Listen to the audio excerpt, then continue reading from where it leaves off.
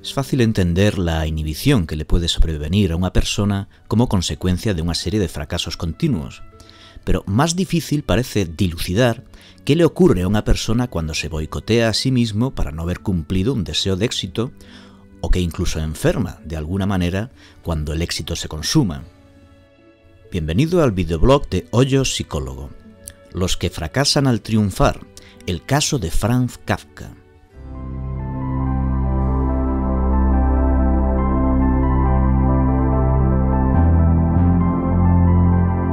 Freud, en su texto Algunos tipos de carácter dilucidados por el trabajo psicoanalítico, nos explica que cuando la frustración exterior cede al cumplimiento del deseo, surge una frustración interior.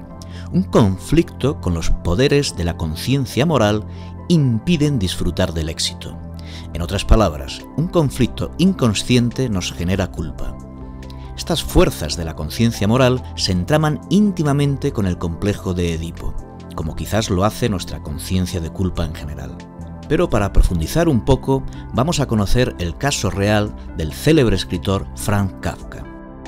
Franz Kafka, nacido en Praga en 1883, escribió obras como El proceso o La metamorfosis, que supusieron un impacto enorme en la literatura universal. Un aspecto fundamental que marcó su vida y su escritura fue la relación que tuvo con su padre.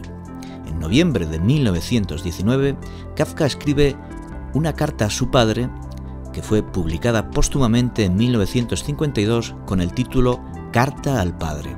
En este texto, Kafka, con una valentía, lucidez y sinceridad excepcionales, relata el carácter maltratador que su padre tuvo con él desde la infancia y las consecuencias psíquicas que le dejó esta relación. Escribe Kafka: «Tú estabas dotado para mí de eso tan enigmático que poseen los tiranos, cuyo derecho está basado en la propia persona y no en el pensamiento. Yo estaba bajo tu enorme peso en todo mi pensar, incluido el que no coincidía con el tuyo y sobre todo en ese. Todos esos pensamientos aparentemente autónomos estaban hipotecados desde un principio por tu juicio desfavorable. Soportar eso hasta la realización completa y duradera del pensamiento era casi imposible.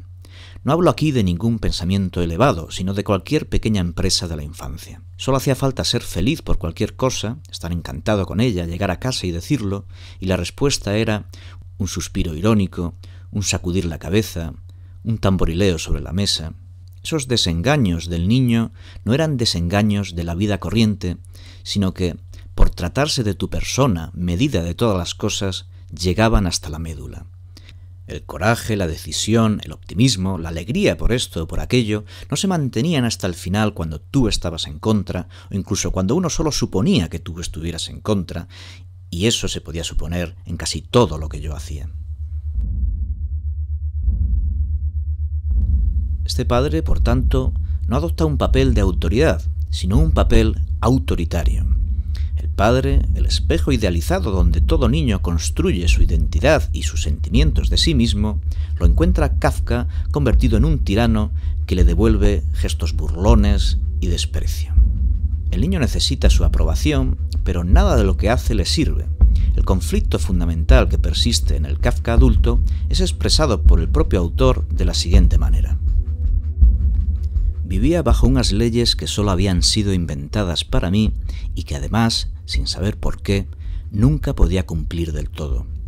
Yo vivía en perpetua ignominia. O bien obedecía tus órdenes, y eso era ignominia, pues tales órdenes solo tenían vigencia para mí, o me rebelaba, y también era ignominia, pues ¿cómo podía yo rebelarme contra ti? O bien no podía obedecer por no tener, por ejemplo, tu fuerza, ni tu apetito, ni tu habilidad, y tú sin embargo me lo pedías como lo más natural». Esa era, por supuesto, la mayor ignominia. De este género eran, no las reflexiones, sino los sentimientos de aquel niño. Kafka ha recibido un llenado narcisista tan insuficiente que se aferra a la identificación paterna, quedando atrapado en un conflicto donde, haga lo que haga, sentirá el duro juicio de su conciencia moral, una conciencia moral muy primitiva y precariamente construida. Por tanto, una conciencia cruel en extremo. Las consecuencias son explicadas también por el propio autor. Cuando yo empezaba a hacer algo que no te gustaba y tú me amenazabas con el fracaso, mi respeto a tu opinión era tan grande que ese fracaso, aunque tal vez viniese más tarde, ya era inevitable. Perdí la confianza en lo que hacía. Era inseguro, dubitativo. Cuantos más años iba teniendo, tanto mayor era el material que tú podías presentarme como prueba de mi nulidad. Poco a poco empezaste a tener realmente razón, en cierto sentido.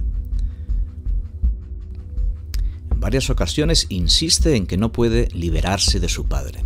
El autor solo puede canalizar este conflicto nuclear, aparentemente irresoluble, desarrollando una neurosis obsesiva que se manifiesta, sobre todo, en una enorme inhibición de su vida pulsional, en una evasión de la vida y de sus grandes decisiones.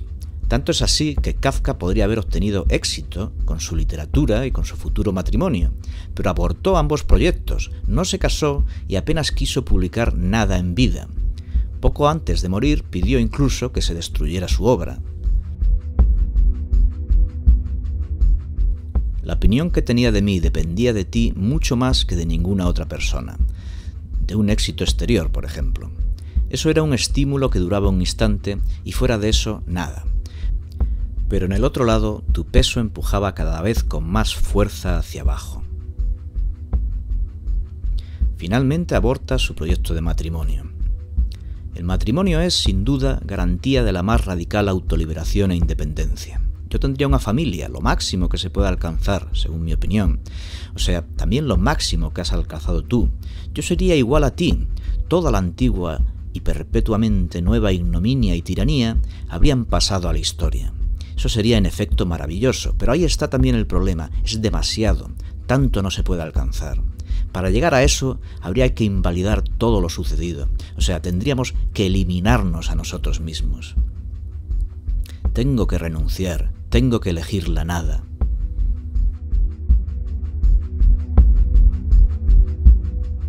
La carta nunca fue entregada a su padre.